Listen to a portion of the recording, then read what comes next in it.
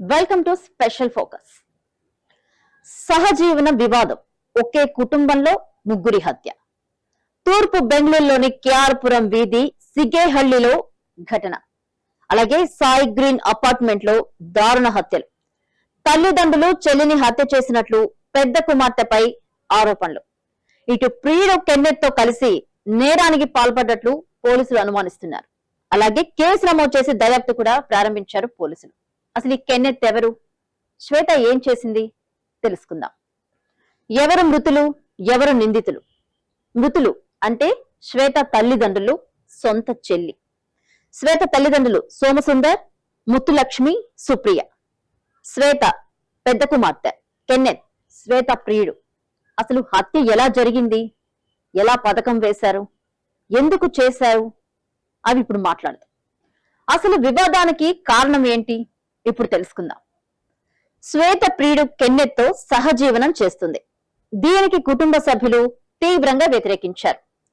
సహజీవనం మానేసి వివాహం చేసుకోవాలని సూచించారు.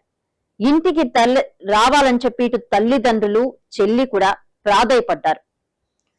ఈ విషయంపై కుటుంబంతో తరచూ గొడవలు జరుగుతూనే ఉన్నాయి. ఎందుకంటే శ్వేత ప్రియుడి పక్షానే ఉంది, తల్లిదండ్రుల పక్షాన లేదు. తల్లిదండ్రుల బాధను కూడా ఆమె అర్థం చేసుకోవటంలా. ఎందుకంటే బ్యాంకులో రుణం కూడా తీసుకుంది, 30 లక్షలు రుణం తీసుకొని ప్రియుడికి ఇచ్చింది. ప్రియుడికి దీనికి సంబంధించి ఒక బిజినెస్ లో తనకి నష్టం ఏర్పడింది. ఆ నష్టాన్ని పూడ్చడానికి తల్లిదండ్రులను ఆస్తులు పంపకం చేయమని గొడవ చేస్తుంది. మరో పక్క చూసుకుంటే సహజీవనం చేయొద్దని తల్లిదండ్రులు చెప్తున్నారు. చెయ్యొద్దమ్మా, పెళ్లి చేసుకో అని చెప్తున్నారు. తల్లిదండ్రులు ఎవరైనా మంచిగా చెప్తారు, ఎవరు చెడిపోమని చెప్పరు. కానీ శ్వేత ఏం చేసింది, నేను అతనితోనే ఉంటానని చెప్తుంది. తల్లిదండ్రులు మాత్రం అలా వద్దు, వివాహం చేసుకోమని చెప్తున్నారు. ఎంత చెప్పినా తల్లిదండ్రుల మాట వినలేదు. సో పథకం ప్రకారం శ్వేత ప్రియుడితో కలిసి ప్లాన్ చేసింది. ఎలా చేసింది చూద్దాం.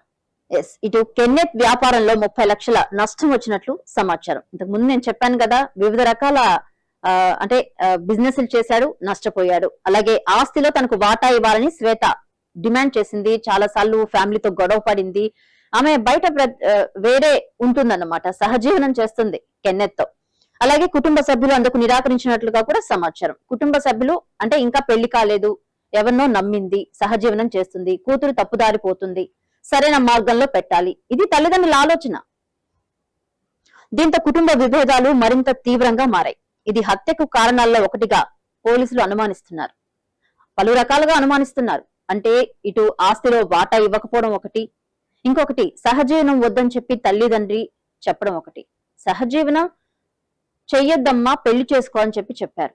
కానీ నాకు ఆస్తిలో వాటా కావాలి, నా ప్రియుని నేను వదలను అని చెప్తుంది. ఈ ఘటన ఎలా జరిగింది? సోమవారం రాత్రి శ్వేత ఇంటికి వెళ్లిన తల్లిదండ్రులు, చెల్లి అంటే ముగ్గురు కలిసి శ్వేత ఉండే హౌస్ కు వెళ్లారు. తమతో ఇంటికి రావాలని శ్వేతను బ్రతిమలాడారు. ఇంకొకటి క్రమంలో తీవ్ర వాగ్వాదం కూడా చోటు చేసుకుంది. వాళ్ళతో వాగ్వాదానికి గొడవైంది. కూతురికి ఎవరైనా మంచిగా చెప్తారు, చెడిపోమని ఎవరు చెప్పరు. సో కూతురు క్షేమంగా రావాలి అనేదే వాళ్ళకి మైండ్ లో ఉంటుంది. కూతురు తప్పుదారి పడుతుందని చెప్పే ఆవేదన అయితే తల్లిదండ్రుల్లో ఉంది. చెల్లి కూడా వెళ్ళింది. కానీ శ్వేత కెన్నెత్ తో కలిసి దాడి చేసినట్లు కూడా ఆరోపణలు ఉన్నాయి. ఈ ఘటన అనంతరం ఇద్దరు అక్కడి నుంచి పరారైనట్లుగా కూడా తెలుస్తుంది. అంటే నమ్మించి పిలిపించింది ఇంటికి. పిలిపించిన తర్వాత ముందు తల్లిని హత్య చేసింది కత్తితో, తర్వాత తండ్రిని, తర్వాత చెల్లిని కూడా. కనీసం చెల్లి తనకంటే చిన్నది అన్న ఆలోచన కూడా లేకుండా, కుటుంబం, తల్లి తండ్రి అనే ప్రేమ ఎక్కడ దొరకదండి. నిజం చెప్పాలంటే తల్లిదండ్రి ఇచ్చే ప్రేమ కల్మషం ఉండదు. బయట ఇంకా ఈవెన్ మన భర్తలో అయినా కల్మషం ఉండొచ్చు, కానీ పెళ్లి చేసుకున్న వ్యక్తిలో తల్లిదండ్రుల ప్రేమలో కల్మక్షం అనేది ఉండదు. కానీ శ్వేతకి అవేం లేకుండా, విలువలు లేకుండా, కనీసం కన్న తల్లి తండ్రి అని లేకుండా కడతేర్చింది. అసలు పోలీసులు దర్యాప్తు ఏం చెప్తుంది, పోలీసులు ఏం చెప్తున్నారు ఈ ఘటనకు సంబంధించి? శ్వేత ఎందుకు ఇలా ప్రవర్తించింది? పలు రకాల కోణాల్లో దర్యాప్తు చేశారు, సీసీ క్యామ్స్ చెక్ చేశారు. అన్ని కోణాల్లో దర్యాప్తు ఇప్పుడు కూడా కొనసాగుతుంది. ప్రస్తుతం చెప్పాలంటే కేసు నమోదు చేసి దర్యాప్తు ప్రారంభించారు బెంగళూరు పోలీసులు. నిందితుని కోసం ప్రత్యేక బృందాలు కూడా గాలిస్తున్నాయి. అంటే వాళ్ళు హత్య చేసేసి ప్రియుడి సహాయంతో ఆమె పరారైంది బైక్ పై. అలాగే ఘటనకు సంబంధించిన ఆధారాల సేకరణ కూడా కొనసాగుతుంది. ఈ ఘటనకు సంబంధించి అంటే ఎలా చంపారు, ఎలా పిలిపించి చంపింది, ఏ విధంగా చంపిందన్న కోణంలో కూడా దర్యాప్తు చేస్తున్నారు. సీసీ ఫుటేజ్, ఫోన్ కాల్స్ వివరాలు పరిశీలిస్తున్నారు. ఫోన్ కాల్స్ వివరాలు, సీసీ ఫుటేజ్ పరిశీలిస్తున్నారు. అసలు ఎటు వెళ్ళింది, ఎందుకు ఇలా చేసిందన్న కోణంలో కూడా, అంటే అక్కడ ఉన్న వాళ్ళు కూడా ఆశ్చర్యపోతున్నారు. ఇటువంటి ఘటన కన్న కూతురు ఫ్యామిలీని కడతేర్చింది.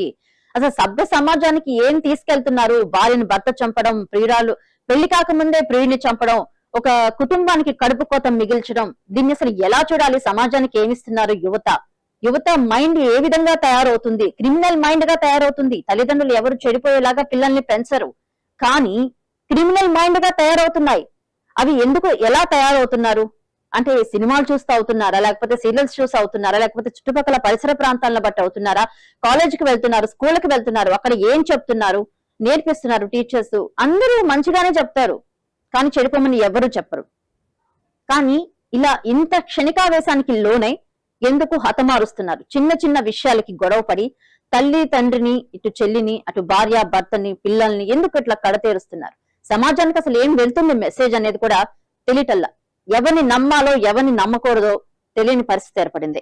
ఇటు సీసీ ఫుటేజ్, ఫోన్ కాల్స్ వివరాలు పరిశీలిస్తున్నారు. ఇటు దర్యాప్తు పూర్తయ్యాక పూర్తి వివరాలు వెల్లడిస్తారు.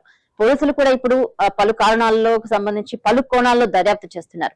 సీసీ ఫుటేజ్ పరిశీలిస్తున్నారు. తల్లి తండ్రిని, చెల్లిని కూడా హత్య చేసి బైక్ తో, ప్రియుడితో కలిసి బైక్ పై పరారైపోయింది. సో పరారైంది, ఎటు వెళ్ళింది, ఏంటి అన్న కోణంలో పోలీసులు అయితే దర్యాప్తు చేస్తున్నారు. ఇంకా పలు కోణాల్లో దీనికి సంబంధించి వివరాలు రాబడుతున్నారు.